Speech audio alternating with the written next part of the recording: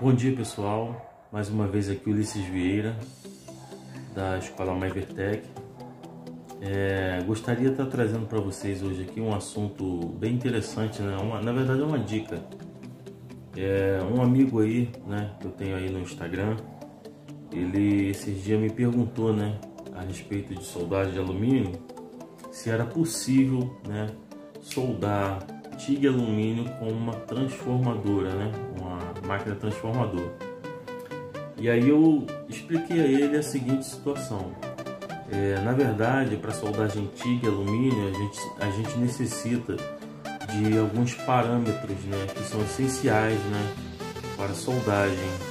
Por exemplo, a máquina de alumínio ela é diferente de uma máquina para soldagem de aço carbono, né, de aço inox, por obter alguns recursos, né, que são essenciais. Por exemplo, a corrente alternada, né, essa máquina aqui é uma maquinazinha apenas de corrente contínua. Já esse tipo de equipamento, geralmente eles trabalham com dois tipos de corrente, né, corrente contínua, que é para soldagem de baixa liga, né, alguns materiais como carbono, aço inox e aí por diante. E a corrente alternada, que na verdade é utilizada para soldagem de aços refratários como alumínio, latão, né? E aí o que acontece? Esse tipo de equipamento ele tem alguns recursos, né, que são essenciais.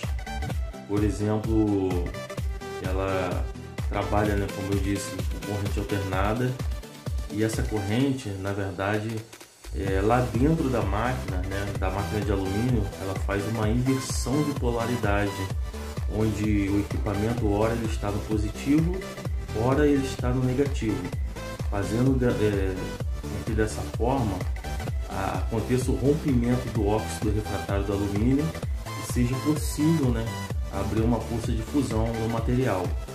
E ao mesmo tempo, a saída dos elétrons que vem do negativo para o positivo, ele consiga ali, na verdade, abrir uma fusão, né, uma pequena fusão na ponta do tungstênio, fazendo que aconteça aquele boleamento ali na ponta do tungstênio, né, e ali os elétrons que saem, né, no momento da soldagem, eles saem de forma divergente, né, porque quando a gente utiliza, né, o processo TIG para soldagem em aço carbono ou aço inox, a gente afia a ponta ali do tungstênio, né,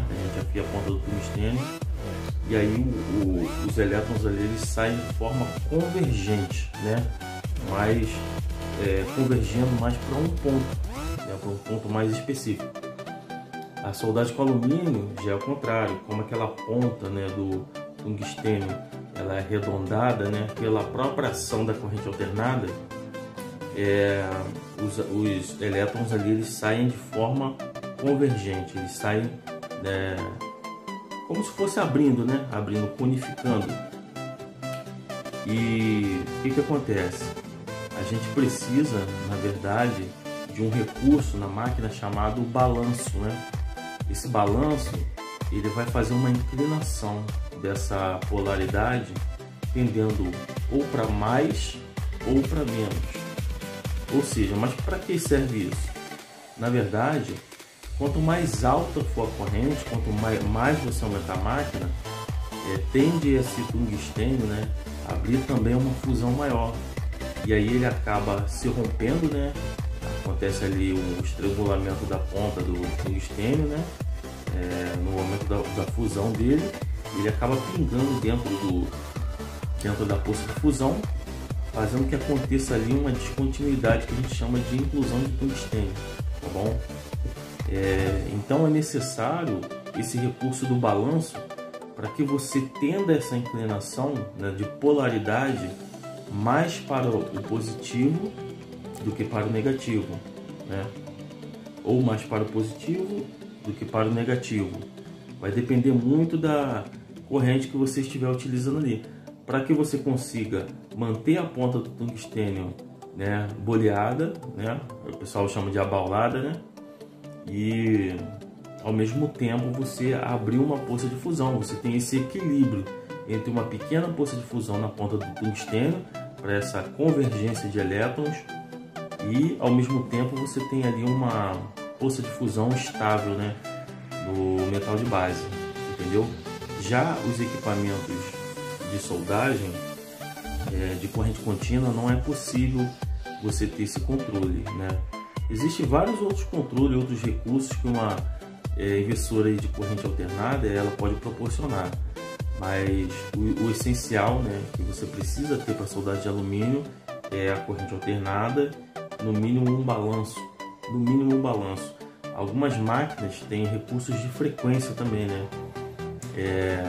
que serve para outras características na soldagem, porém algumas máquinas já vêm com essa frequência, né, no equipamento já pré-estabelecido, então você não tem como mexer, tá, nessa frequência, ela já vem pré-estabelecida, mas de boa, dá para você usar tranquilamente também, dependendo do trabalho que você quer executar.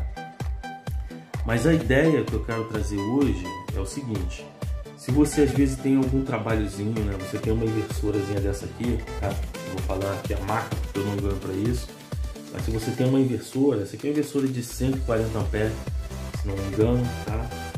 E é uma maquinazinha bivolt, tá? Ela faz os processos TIG eletrodo, fazendo a inversão da polaridade diretamente aqui nos conectores, né? Para eletrodo eu utilizo um cabo, né, um porta-eletrodo e um cabo obra. Para soldagem TIG eu utilizo uma tocha TIG na polaridade direta, né, ligado direto no negativo, e o cabo obra no positivo. É o comum usar dessa forma para soldagem de aços de baixa liga. Porém, a dica que eu quero deixar é o seguinte: se você às vezes tem um trabalhozinho, né, que você quer fazer ali, quebrar um galho, e você não tem condições de comprar uma máquina de soldagem alumínio, né, uma máquina de corrente alternada, é possível você quebrar um galho, né, na soldagem TIG alumínio com essa inversorazinha aqui, tá bom? Ou a inversora que você tiver em casa, tá? A inversorazinha que você tiver em casa de corrente contínua. Então, o que você vai fazer? Na verdade, você vai colocar o normal, como eu disse, é você, para soldagem TIG, utilizar a tocha no negativo e o cabo obra no positivo, correto? Tocha no negativo, cabo obra no positivo.